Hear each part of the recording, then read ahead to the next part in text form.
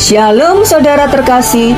Dalam 2 Korintus 10 ayat 12, Paulus menegur jemaat di Korintus karena mereka suka membandingkan diri, merasa lebih rohani, lebih hebat, atau lebih layak. Paulus berkata, mereka sebenarnya tidak mengerti apa-apa. sebab hidup dalam perbandingan hanya melelahkan dan menjauhkan kita dari maksud Tuhan. Tuhan memberi setiap orang panggilan dan proses yang berbeda.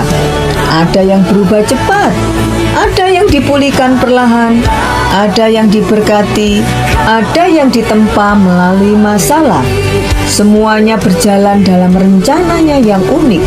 Hari ini, berhentilah membandingkan diri. Fokus pada jalan Tuhan untuk hidupmu. Jangan merasa kurang, iri hati, atau kecewa. Ia tidak meminta kita lebih hebat dari orang lain. Ia hanya meminta kita setia.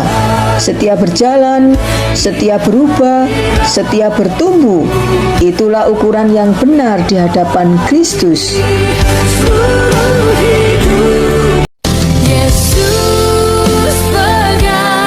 Shalom saudara terkasih. 2 Korintus 11 ayat 1-6. Paulus menggambarkan jemaat Korintus sebagai perawan yang suci, yang sudah dipertunangkan kepada satu mempelai sejati, Yesus Kristus. Artinya, mereka dipanggil untuk hidup setia, murni, dan tidak berpaling kepada apapun selain Dia. Namun Paulus melihat bahaya besar.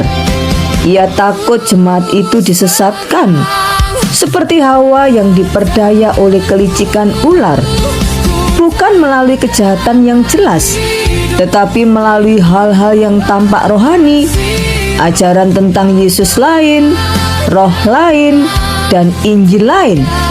Semuanya kelihatannya benar, tetapi sesungguhnya menjauhkan mereka dari Kristus yang sejati. Inilah yang disebut Paulus sebagai cemburu ilahi. Kasih Allah yang menjaga kita, kasih yang tidak ingin kita terseret oleh ajaran palsu, suara lain, atau sesuatu yang tampak rohani tetapi tidak membawa kita kepada Yesus. Di tengah banyaknya suara zaman ini, Tuhan rindu hati kita tetap berada di sisinya, tetap melekat pada Injil yang murni, tetap setia kepada Kristus, Sang Mempelai sejati. Tak perlu pelangi setelah. Shalom saudara terkasih. 2 Korintus 12 ayat 1-4. Pengalaman rohani Paulus begitu luar biasa. 14 tahun lamanya ia menyimpan kisah itu tanpa membicarakannya, tanpa menjadikan bahan kebanggaan. Dalam pasal ini barulah ia menuliskannya, bukan untuk pamer, tetapi untuk mengajar jemaat tentang kerendahan hati. Paulus pernah dibawa Tuhan naik sampai ke surga tingkat 3, tempat hadirat Allah dinyatakan. Ia mendengar kata-kata yang tidak bisa diucapkan, hal-hal yang terlalu kudus untuk dijelaskan. Namun justru di puncak pengalaman rohani itu, Paulus memilih tidak bermegah. Pesannya jelas, kedewasaan rohani bukan diukur dari pengalaman spektakuler, melainkan dari kerendahan hati.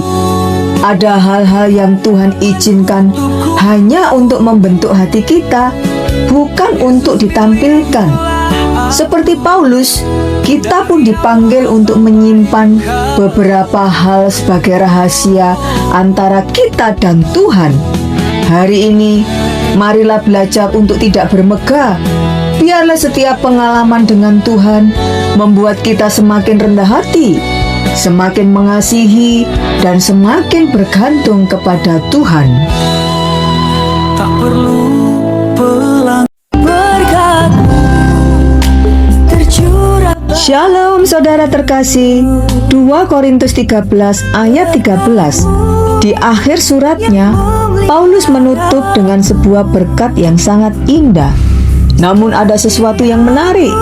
Paulus justru memulai berkat itu dari Kristus, bukan dari Bapa. Mengapa demikian? Karena inilah cara kita mengalami Allah dalam hidup kita. Pertama, kita datang kepada Allah melalui anugerah Kristus.